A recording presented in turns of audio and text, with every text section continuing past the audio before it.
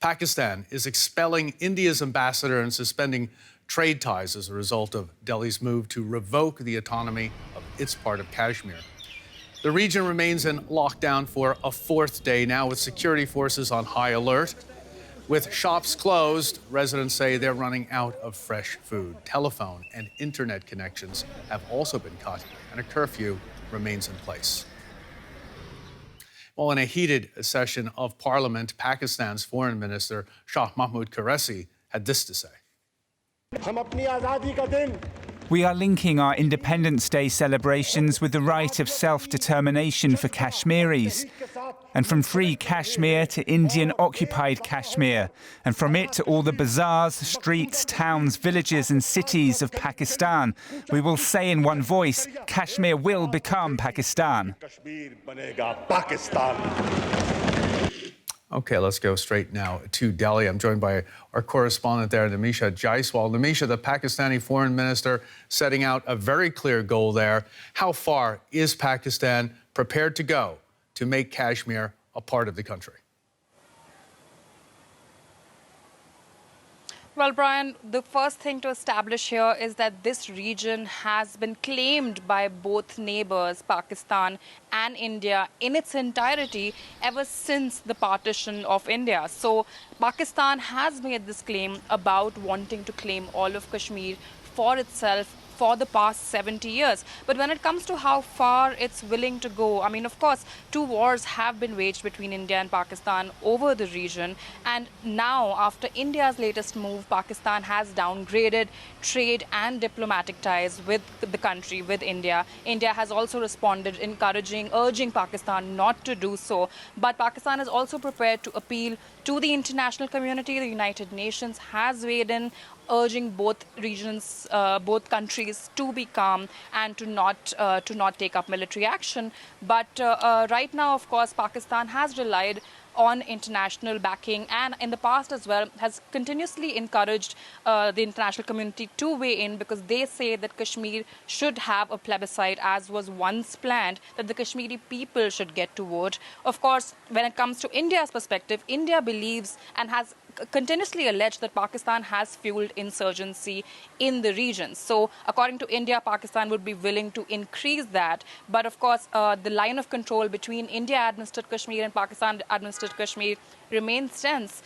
And the region itself is in a complete communications lockdown, because of which the families of Kashmiris in Delhi are very worried, because they haven't heard any news from home for 4 days. Yesterday, there was a protest in Delhi, which we went to, and this is what we learned from worried Kashmiris. Nasir is on his way home. He does not know if he will be back, because he does not know if he will survive. Home is Kashmir, a place under lockdown ever since India scrapped the special autonomous status the state has enjoyed for 70 years. On his way to the airport, Nasir stops by this protest, held in solidarity with Kashmiris. The last he heard 3 days ago was that his mother was feeling unwell. He does not know if she made it to the hospital. Last words, she said to me, I am not feeling well. Tomorrow is my appointment to the Saura Medical Institute. And that tomorrow we face the deployment of thousands of paramilitary forces on our doors. So she could not access, she could not reach out to the doctor. I don't know whether my family is alive or not. Nasir and the protesters have 3 demands.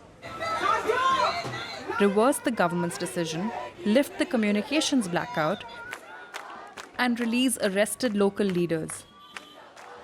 Many young Kashmiris in Delhi to work and study have joined in. They have had no word from home. Kashmir will never accept that Kashmir is not calm.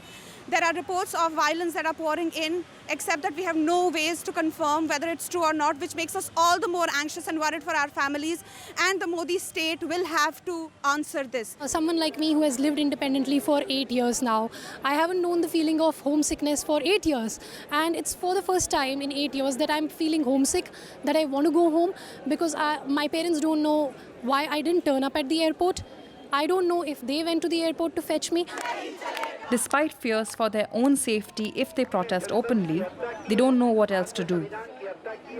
As voices for and against the government decision reverberate across the country, Kashmir itself is silent. A complete clampdown on journalists and a communications blackout has meant that anger, fear, and frightening rumors about the safety of loved ones back home run rampant.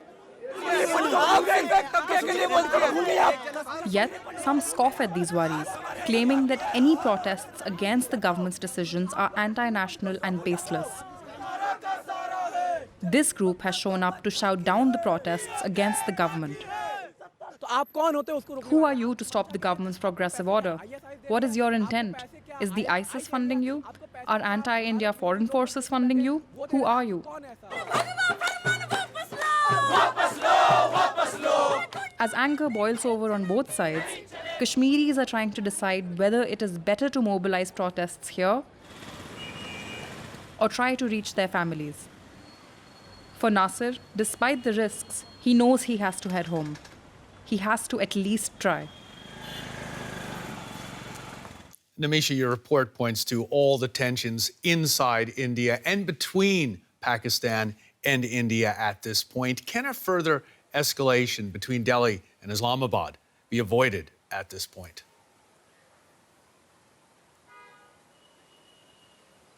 Well, Brian, in the past as well, when tensions have risen between the two countries and they have come very close to an escalation, but somehow at the last minute, a de-escalation has been made possible. And there was another escalation earlier this year in February. But of course, it's also important to point out that the action India has taken in India-administered Kashmir is unprecedented and is massive when compared to the last 70 years of India's interventions and India's decisions when it comes to its own parts of Kashmir. Also, it's important to point out that both countries are making statements ever since this decision has been made. Today, Pakistani Prime Minister Imran Khan is expected to speak. Indian Prime Minister Narendra Modi is speaking to the nation over the radio at later this evening, and that's also something that is not a norm. So both of these are, of course, about the issue of Kashmir. So a further escalation is something that the region as well as the international community is worrying about. However, I do have to point out that according to India, this has not been an act of aggression. According to India, this move has been about integrating Kashmir further into the country, about bringing development to Kashmiris, about granting Kashmiris opportunities. Of course, perspectives on the opposition claim that this is not the right way to do it. So we will have to wait and watch to see if both countries choose to stick with diplomatic and trade actions or if military escalation is possible further along the line of control between the two parts of India-administered Kashmir and Pakistan-administered Kashmir. Namisha Jaiswal for us in Delhi. Thanks so very much for that.